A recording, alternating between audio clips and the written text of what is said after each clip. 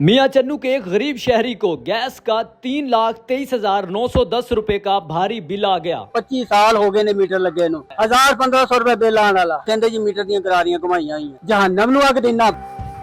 शबीर साहब मुझे ये बताएं कि आपका ये 3,23,910 रुपए आपका बिल आ गया है, इतना ज्यादा गैस का बिल आ गया है, क्या कोई फैक्ट्री चलाते हैं, क्या बिजनेस है आपका? सब तो पहले है कि मैं 2 मरले के मकान दे विच जहन्नम नु अग देना, बस जहन्नम। और 4 मेरे घर दे जी है, ये एक मेरी बच्ची है, 3 भाई दे बच्चे।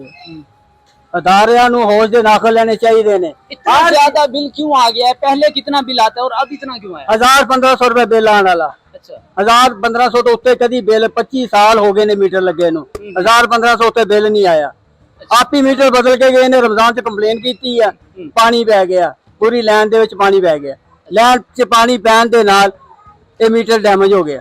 अच्छा, 4 महीने की कंप्लेन आई है, कहते जी मीटर दी करारियां कमाइयां ही छेड़खानी की 25 साल तो मीटर छेड़खानी की नहीं आएगी। अच्छा, आई गल समझ। हुण मैं अपने बिजली 40-45 हज़ार रुपए महीने का कमान वाला, हुण मैं अपना बिजली का बिल भरा या अपने घर नूं चलावां या सुई गैस 3,23,910 रुपए बिल भरा।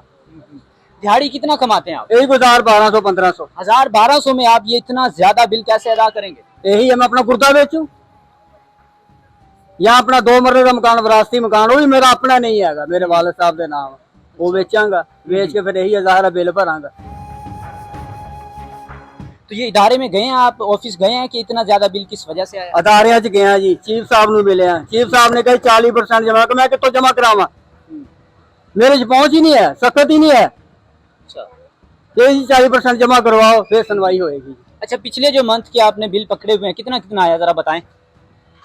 ये पिछले मंथ का जो बिल आया कितना है? 1,100, अच्छा, और उससे पिछला? 900, और उससे पिछला? 1,000। सीएम साहब नूं कह रहे हैं आगे 2 मरले के मकान च चेक तो करे जी, कई चीज चल रही है, फैक्ट्री चल रही है, जन्म नूं आगे दित्ती हुई है, आगे चेक तो करे। महकमे नूं आगे कहना सारे आगे चेक करन भी ये केड़ी चीज मैं दित्ती है। अच्छा, बाकी मोहल्लेदारों के कितने बिल आए हैं? 1,000, 1,500, 800, 900, 1,000 बस। अच्छा, मतलब रूटीन के बिल मुताबिक लगे बिल। मीटर लगे हुए ने, अजेला बदल के गए ने।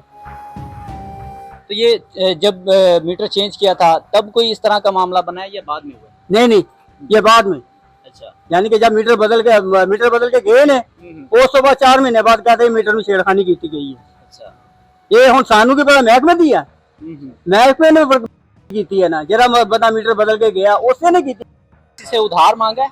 आधार तो मांगा नहीं मैंने अभी तक। अच्छा, उम्मीद है किसी से मिल सकता है? इस तरह की महंगाई दे को बंदा धार दिंदा तो या आप अपने जेरे वो भी दूर हो जाते हैं। अपने भाइयों को, रिश्तेदारों को बताया कि मेरा इतना बिल आ गया है? आपको बताया है, वो क्या कहते हैं? वो बोले ये तो खुदा देर नगरी है ना, ये महकमे की देर नगरी है बस। क्या अपील करना चाहते हैं इस बिल के हवाले से, किस तरह से अदायगी होगी? मैं तो अपील यही सीएम साहबा नूं करना चाहना कि मेरे इत्थे आके है ना अपने प्रोटोकॉल दे नाल सीएम दे अपने गड्डियां दे विच कि इत्थे आके देखे कि मेरे 1 कनाल दी कोठी है या 2 कनाल दी कोठी है, भी 2 मरले का मकान, ये जहन्नम नूं आगे दित्ती गई है, बस मैनूं इंसाफ दवाया जाए, बस गल खत्म।